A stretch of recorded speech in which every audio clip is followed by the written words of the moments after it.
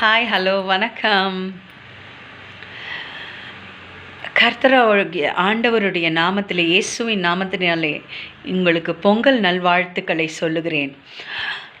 நீங்கள் கேட்கலாம், பொங்கல் பண்டிகை நீங்கள் கொண்டாடுகிறீர்களே கிறிஸ்துவர்களாக இருந்து கொண்டு என்று.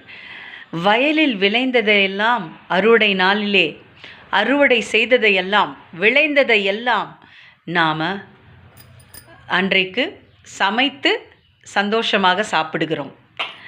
கடவுள் படைத்த அனைத்தும் அவருக்கு சொந்தமானதே. அவர் இந்த நாளை கொண்டாடுங்கள் என்று தான் சொல்லுகிறார். ஹார்வெஸ்ட் ஃபெஸ்டிவல் என்று வேதாகமத்திலே சொல்லியிருக்கிறது. அறுவடை திருநாள். அந்த மாதிரி பழைய காலத்திலே தமிழர்கள் இந்த பொங்கல் திருநாளை வைத்திருக்கார். இந்த பொங்கல் திருநாளிலும் உங்களுக்கு எல்லா விதத்திலும் எங்கள் வேதாகமத்திலே சொன்னது போல கர்ப்பத்தின் கனியையும் நிலத்தின் கனியையும் ஆசீர்வதிப்பேன் என்று சொல்லுகிறார்.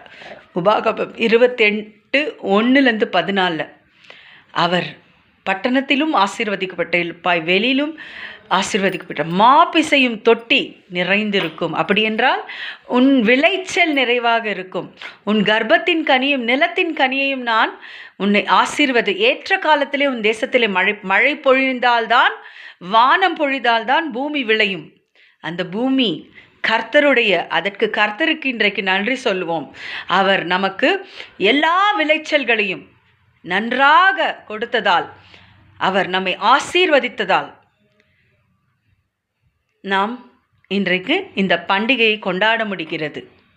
கரும்பிலிருந்து வெல்லம், எல்லா தானியங்களும், அரிசி, பருப்பு எல்லாவற்றையும் கொடுக்கிற தேவனுக்காக நாம் எல்லா விளைச்சல்களுக்காகவும் கர்த்தரை மழைக்காக ஸ்தோத்தரிப்போம். கர்த்தர் நமக்கு கொடுத்த ஆசீர்வாதத்திற்காக நாம் ஸ்தோத்தரிப்போம். இந்த பொங்கல் திருநாளில் எல்லா ஆசீர்வாதமும் உங்களுக்கு வந்து சேரட்டும் என்று நான் ஆண்டவராகிய இயேசுவை வேண்டிக் கொள்கிறேன். Let God bless you in abundance. Let your basket be filled on this day, according to Deuteronomy 28:1-14. Let God bless your fruit of your womb and fruit of your land. So God says like that. That's why all the people all around the world, all the Christ people celebrate this harvest festival. So let this harvest festival bring you all the things in your life which you want. Healing in your life, no sickness, no problems, no relationship problems, no financial problems, no emotional depressions for you.